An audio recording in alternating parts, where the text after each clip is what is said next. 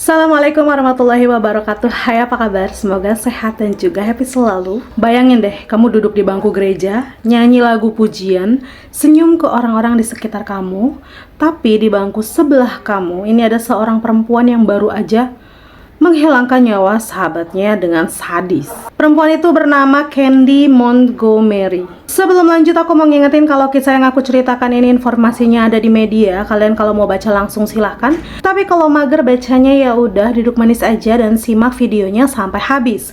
Karena setiap kisah layak didengar.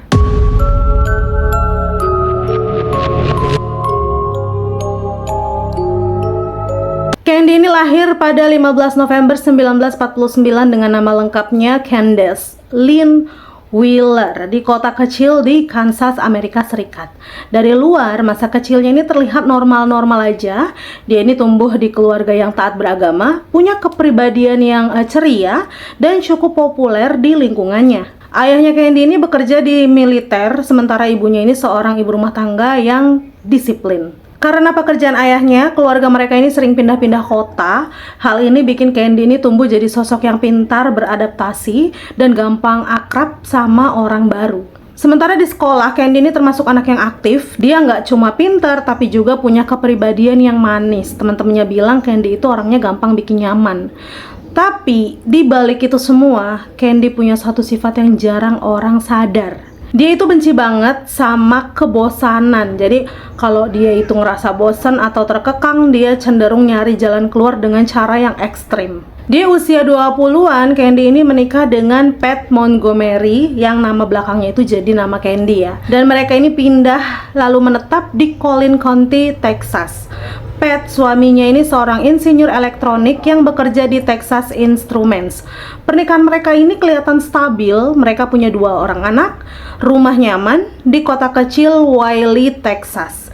Dan juga kehidupan yang kalau dilihat dari luar kelihatannya ini sempurna. Candy juga aktif di gereja lokal, gereja Methodist Lucas. Dia ikut paduan suara, jadi guru sekolah minggu, dan sering ikut kegiatan sosial. Semua orang di gereja ini kenal sama Candy sebagai istri dan ibu yang ramah. Di gereja ini juga Candy memiliki teman dekat yang bisa dibilang sahabat, namanya itu Betty Gore. Betty ini adalah seorang guru sekolah menengah ya. Betty juga tinggal di dekat sana dengan 2 anaknya dan juga suaminya bernama Alan. Tapi di balik senyum dan kehidupan yang tampak indah itulah, Candy ngerasa bosan. Hidupnya ini terlalu datar. Dia menginginkan sesuatu yang lebih seru, dan disinilah benih masalah itu mulai tumbuh.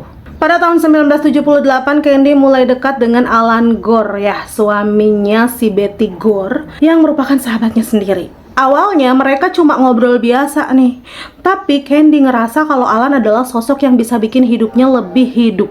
Mereka akhirnya memutuskan memulai perselingkuhan. Uniknya, hubungan ini mereka atur sebagai kayak kontrak bisnis.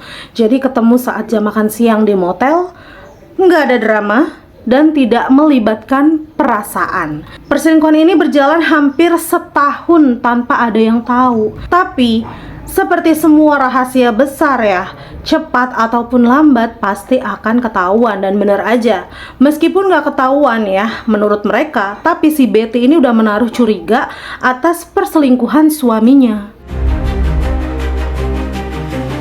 Pada tanggal 13 Juni 1980, hari itu Candy ini datang ke rumahnya Betty untuk mengambil baju renang anaknya Betty, si Alisa. Awalnya suasananya itu santai, biasa, basa-basi gitu ya. Tapi Betty langsung to the point aja, dia tanya ke si Candy, "Apa kamu punya hubungan sama Alan?" Candy yang ditanya kayak gitu tiba-tiba dia mikir nih, mau bohong atau jujur ya. Tapi akhirnya Candy ini gak bisa bohong, dia bilang iya.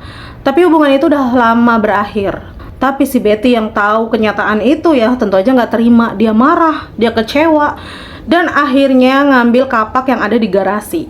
Perdebatan mereka berubah jadi pertengkaran hebat. Menurut pengakuannya Candy, Betty ini menyerangnya lebih dulu. Candy juga berhasil merebut kapak itu, dan disinilah tragedi mengerikan itu terjadi. Candy langsung melayangkan kapak ya, mengarahkannya ke Betty.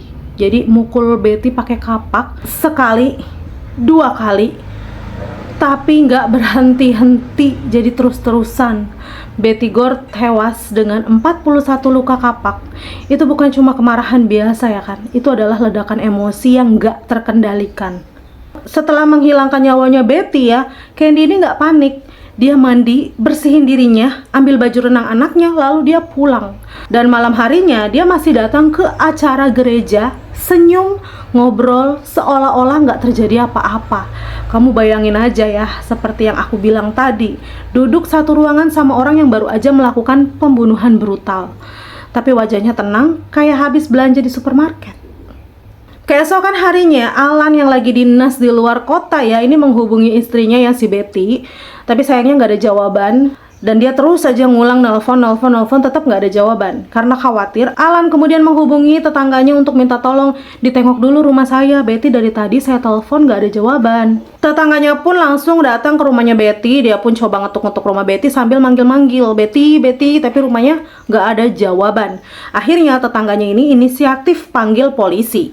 Dan setibanya polisi di rumah Alan, polisi kemudian mendobrak masuk dan Betty ditemukan tergeletak tak bernyawa dengan kondisi yang sangat mengenaskan.